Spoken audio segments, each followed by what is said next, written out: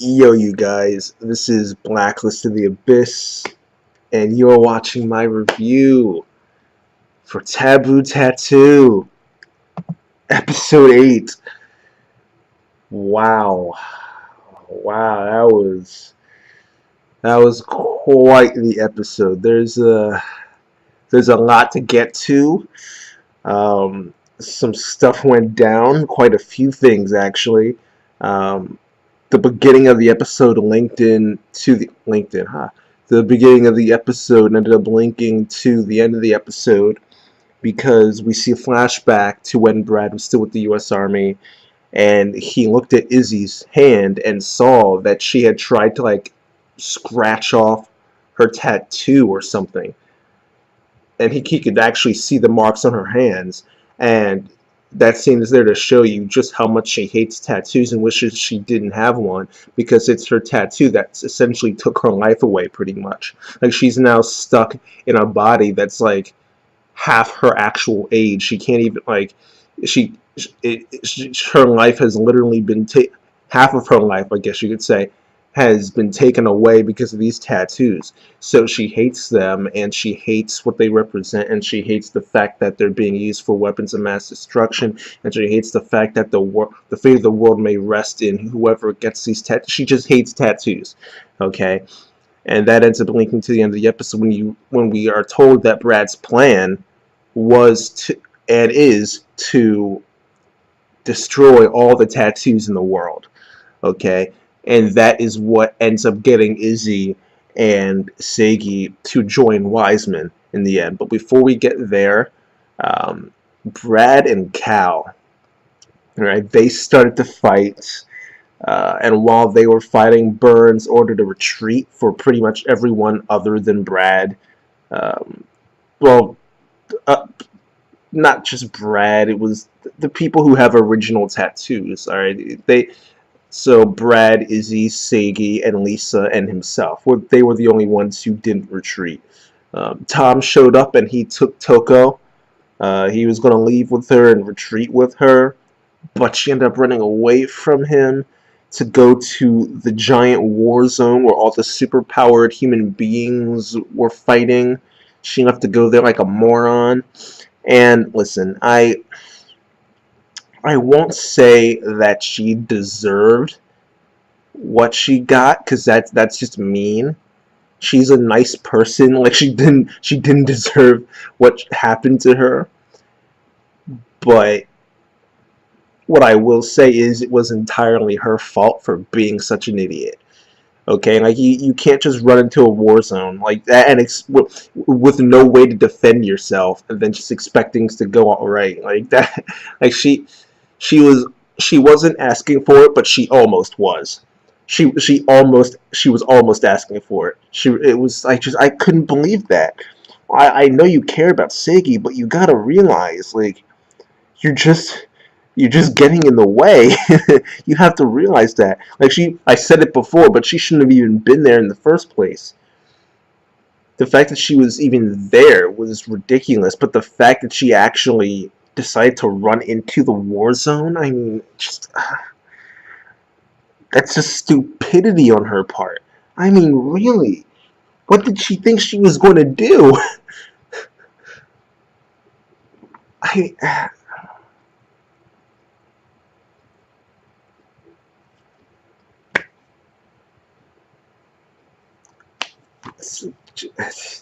let's move on from Toko. Aryabata. Okay, Aryabata, she revealed to Seigi that she can use her triggerless tattoo to prevent Seigi from activating Void Maker. Okay, so we can't escape or anything like that. So that's yet another thing that she can do. And Seigi calls BS on that because he's already like, you have way too many powers. There's no way you can do all these things. And she told him, you do not understand the original objective of the triggerless tattoo. And I'm sitting there listening to her say that, and I'm like, you know who else doesn't understand? Everyone, including me and everyone else watching this show. Okay, and of course she didn't end up explaining anything, going into detail in any way. Okay, she rubbed it in our faces too. She sat there like, but I'm not going to tell you. And I'm like, dude, come on, princess. I love you and everything, but you need to stop leaving me in the dark. It's it's episode 8, and I still don't understand the power scheme. like, like no, it's not how this is supposed to work. You're supposed to explain how powers work. I mean, it's natural to keep a couple things in the dark for plot twists later on, but this wasn't a plot twist. This was just like rubbing in our faces that we don't understand what's going on, you know? But luckily, the real meat of this episode wasn't the conversation. It wasn't any dialogue of any kind. Really, the real meat of this episode were the fights that took place. Alright, Lisa and Burns, they started fighting together against Mish. Apparently, the two of them were actually dating. Apparently. Lisa called him her soulmate. No one talks like that. No one says, you know, if we're gonna die, we're gonna die together. You hear that, my soulmate? Like no one talks like that. So I don't know. They would just try to force that relationship. Like you didn't need to like there. That was just like a last minute attempt to try to get us to care about Burns, and it just didn't work. I mean, the guy is cool and all, but it didn't make making him the boyfriend of Lisa didn't make me care about him any more than I would have if they were just friends and colleagues and partners and allies and stuff. You know, like it wouldn't have made me care about him anymore. This was just a really bad attempt at trying to get us to care more about Burns and to care more about the pain that Lisa felt. Okay, that's what that was. That was the point of that. Okay, but it didn't really do a good job of that.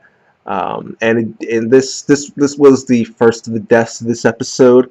Okay, they did a decent job fighting against Mish in the beginning, because Burns, his ability allows him to turn solids into liquids and turn gases to solids, and so he can just like switch between the three, which is actually a really cool ability. He would use that ability to hold Mish in place, and then Lisa would come in and shoot her explosions, you know. So that we got some really cool sequences here, but in the end, Burns had to sacrifice himself in order to save Lisa. Um, but it was still a good fight overall. It really was. The fights are the best part of the series. They really are. The choreography, the directing, the anime, like those are the best parts of the series by far.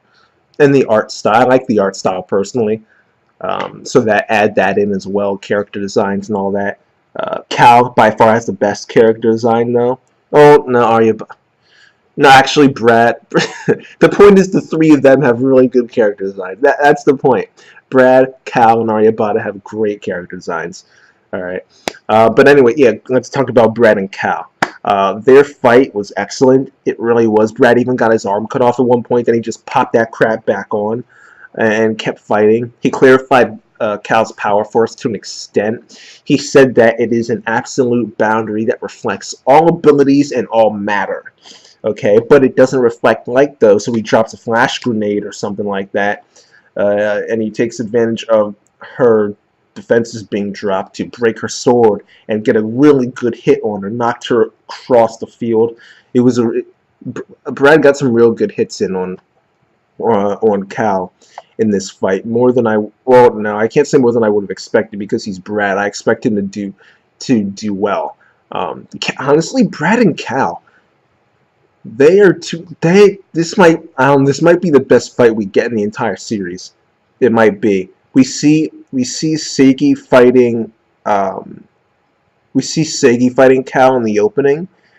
So I'm assuming that by the time the series ends, we are going to see Seigi getting strong enough to at least fight Cal to a standstill. Maybe not to a standstill, but like at least put up a good fight against her, you know. But I don't know if that'll be better than the fight with Brad, because this fight really was awesome, you know. After he broke her sword, she started drawing power from her source, and she just went crazy. Okay, her eyes were glowing red, and she had markings on her arm. Like it was awesome. Cal was awesome. Okay, her character design is awesome. Her character is awesome. I loved seeing her go all out. It was freaking crazy, dude. Like it's Cal is just, honestly, I may even like Cal more than Aryabhata. Like Cal might be one of my favorite. She might be my favorite character. Period in this show. Like Brad is awesome. Actually, it's kind of hard. Honestly, I'm gonna say they're tied. Cal and Brad are tied for best characters in this show because the Cal is freaking great. Like you see the way how the passion that she fights with, the loyalty she has for like it's just she's just great. She just is. All right. And eventually the fight between her and Brad does spill over to where Ayabata is, where Seigi is, and Izzy's there as well because she tried to kill Ayabata but she failed and she ended up getting Earth tentacle whatever. Okay, she ended up getting captured. Okay, and rendered completely useless and powerless. Okay, now Brad decides that the only way he can win is to get the source to give him more power. Okay, and Seigi actually did the same. He called upon a power that apparently surpasses the Void Maker. What it looked like, I'm not really sure exactly what happened here because it got confusing towards the end. But it looked like Seigi created a void in the air, and that void broke up the Earth wall and the spikes that he was stabbed with, and sucked them into the void, and that totally freed him up. But I don't know what else it did. Okay, what happened? I looked like Seigi was running at Cal at one point, but then it was Brad instead, and he did something similar to what Aryabata did to Mish last week, where she took control over Mish's tattoo and had her enter beast mode, had her manifest her source, as Wiseman says. But instead of making Cal stronger, he forces her tattoo to deactivate and he knocks her out. Okay. Um, so this was kind of confusing, but the gist of the situation is Brad wins. But not really. I can't really call him a winner in this situation because beating her used up the rest of his power. Uh, I assumed I when Wiseman was using that machine on Brad, okay, and using the nanobots and everything, okay, I assumed that Brad was going to get a decent amount of extra time out of this. I thought he'd get like 10 to 12 episodes worth of extra time. And I don't mean to say that the anime is going to be too core. I don't actually know how long the anime is going to be. I don't remember. I didn't really care enough to check. I just assumed it was going to be 12, 13 episodes. Um, but the point is, like, as far as I don't know how many chapters are being of the manga are being adapted per episode, but like the point is I thought that Brad had a lot more time than one episode. I thought he was gonna last like a decent amount longer. But no, he doesn't at all. He starts to get devoured by the source. So he tells Seigi to consume him before either the source does or Aryabata. All right, and he knows Seigi isn't going to do it, so he appeals to the source or Seigi's source. But are they the same source? I don't even know. I'm so confused. I feel like I'm trying to understand Hawkman and Hawkgirl and Hawkwoman right now. Okay, I just don't even. I'm confused. And for the record, the reason I bring up them is because I'm like I'm reading comics now, and I'm trying to read through Infinite Crisis, and I was reading the Rand Thanagar War, and then Hawkman was there and Hawkgirl was there, but then Hawkwoman showed up, and I'm like, wait a second, I thought Kendra and Shiara were the same person, but then they aren't, and I just got confused. Okay, Justice League Unlimited had me thinking one thing, Arrow and Flash, Legends of Tomorrow had me thinking one thing, and now I'm just confused, so that's why I bring them up, because they're a perfect example to use here about how confused I am, and how I just don't understand what's going on right now, because they don't bother to explain anything. But I don't even remember what I was talking about. Okay, yeah, that's right. Brad decides to appeal to Seigi's source and get it to act because tattoos have their own will, which comes in the form of the source, as Wiseman clarified. Uh, Brad spoke directly to Seigi's source and got it to act against Seigi's will and essentially force Seigi to devour him. Aryabata was going to try and stop this, but she ended up having her attention diverted because Sanders was brought off the battlefield onto one of the helicopters and ordered missiles to get shot at the ruins because he figured, well, if we can't have them, we don't want the kingdom to have them, so let's just blow them up and then just destroy them. So he shoots missiles at the ruins. So Aryabhata is focused on destroying the missiles, keeping the ruins intact. So she ends up not being able to prevent Seigi from consuming Brad. All right, and Brad does get consumed. It was quite the way to go out. Like I said, Brad is one of, if not the best character in the show. And the way he went out here was like he just solidified his spot as one of the best characters in this show. All right. And you know, it wasn't the first death in the episode, it wasn't the last death of the episode. Okay, this was when Aryabhata decided to remind Seigi that she had once told him that she would give him despair and hatred, and this is when Idiot Toko, I sound like Donald Trump now, this is when Idiot Toko shows up, and then Beast Mode Mish shows up, and she eats / kills Toko. And you could see this unfolding from the second she ran from Tom. I wasn't sure if they do it. I thought there was something is definitely going to happen, but I wasn't sure if they'd go all the way with it and actually kill her off. I saw potential for her character, and I saw a lot of people saying that they're happy she's dead. I'm not going to go that far because while she did come off as, I can understand why people would think of her as a useless character, because this community tends to think in a way where if someone doesn't fight, then they're useless. But in my opinion, she wasn't useless because she was the one who would always motivate Seigi. She served as his motivation, whether it was through her just existing and being there, or her actually speaking to him and using her words to motivate him and get him through tough situations. So I didn't view her as useless, but what I do acknowledge is that her death here could and should be the thing that catapults Seigi forward and transforms him into a good Brad-like character. Okay, and you could this episode had such a part one, like end of part one kind of feel to it, you know, like whether it's, you know, Naruto part one, One Piece part one, JoJo's Bizarre Adventure part one, like this had a end of part one feel to it, because this feels like the story is shifting into its second phase. Okay, you know, that's Death Note part one, you know, like this, it feels like the story is shifting into its second phase, and we're going to see a lot of change coming soon.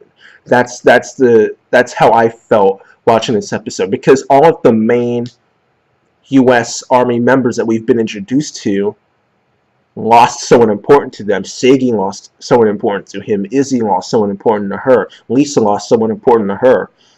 Okay, like all of them lost someone. Like this is going to serve as the period in time. This is going to be the impetus to their growth and their development. Okay, that's how I see things going. Obviously, some of my theories have been right. Some of them have been wrong. I thought that Toko was going to end up surviving and actually training and becoming a somewhat decent fighter, taking advantage of Mish's tattoo and actually help them. I didn't think she was going to be like as good as Seigi or Izzy or even Lisa. I didn't even think she would be as good as Burns or someone, you know. But I thought she would at least be able to help, you know, and be able to defend herself. You know, I thought at least that would happen. Obviously, that isn't going to happen. So not all my theories end up being right, even though a lot of them do. But I do see this being the point where all of the characters enter the second phase of their like this is going to be the point that defines them and who they become in the future. That's what this episode is going to serve as. It's hard not to. It's hard for this to not turn out that way. It really is. I mean, you see at the end of the episode, Wiseman, he's talking to them and he convinces them to join with him. He said, he had this long quote here too. He said, "The soul of a sealed is his fuel. All tattoos link with the ruins, the origin of that fuel, taking energy from the souls of their sealed and supplying it to the ruins in order to activate. And in return, the sealed can use its power. But each time a sealed uses that power, he is corroded by the tattoo until he's completely assimilated by it." So, not only so we get that quote about him kind of clarifying how tattoos work in a way, but he also ends up telling Seigi that he needs to mature psychologically. So the characters who are actually there to train him and help him improve and help him grow are aware of his biggest faults and therefore are going to actually try and fix them. And hopefully they actually succeed in that. I don't want this to turn out the way Seraph of the End does. Although, to be fair, I haven't followed Seraph of the End in a while. The manga I ended up accidentally dropping because I just didn't really feel like reading it, but I'll eventually pick it back up again and catch up. The anime I stopped watching after 2 or 3 episodes because I read enough of the manga to know what happened to a certain point where freaking Yu and Mika meet up again and crap like that. But I just got tired of watching the anime after 2 or 3 episodes because Yu is an annoying, horrible main character who is even more naive than Seigi, which is why I'm bringing him up in the situation. Just like Seigi, he's naive, but he's even more naive than Seigi. And all the characters in the series, consistently tell him that he's naive, but the writer never lets him fail, so his naivety never ends up hurting him. He succeeds despite his naivety, which tells him that there's nothing wrong with the way he's doing things. It gives him an excuse to have this ridiculous behavior that he shouldn't be having, and it annoys me to no end.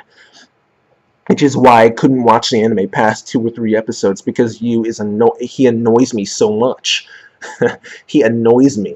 So I'm hoping that Taboo Tattoo doesn't go that route where people just allow Seigi to be naive and don't actually try to fix it. Like, I want him to, he needs to change, and hopefully the author allows him to change and actually progress as a character, okay?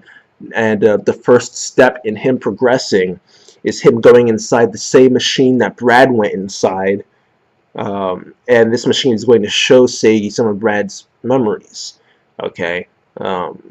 And that's how the episode ended. Though, also, just before I forget, because I probably will, I just want to add in here that Izzy ended up having her left arm, I think it was, her left arm amputated.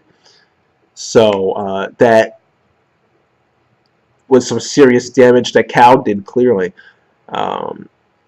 So yeah, she's got one arm now. This show is really big on people losing arms. Freaking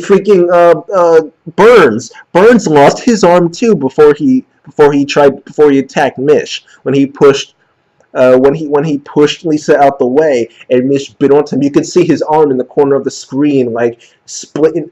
His arm flies off in like 2 pieces. Like, so freaking 3 people lost arms in this episode. You know, this author must love arms falling off and getting cut off and crap. But yeah, that is the episode. My opinion of this episode is different than most. Again, most people hate this show. I don't think it's bad. I think it can be frustrating at times, but I think there are things that it genuinely does well that make up for the negatives. Like, it's definitely at the very least, I'd consider it right now a 7 out of 10 show, at least. You know, it would be an 8 if they would actually give us information and stop leaving us in the dark. But right now, for me, right now, at this point in time, it's a 7 out of 10 show. Just the fights alone, the choreography, the directing, the animation, the character designs, and the fact that we do have great not every character is great. Like, for instance, Seigi has his flaws that are intentional, apparently, because the characters themselves are pointing it out to him. Mish has pointed it out. Aryabata has pointed it out. Brad has pointed it out. Wiseman has pointed it out.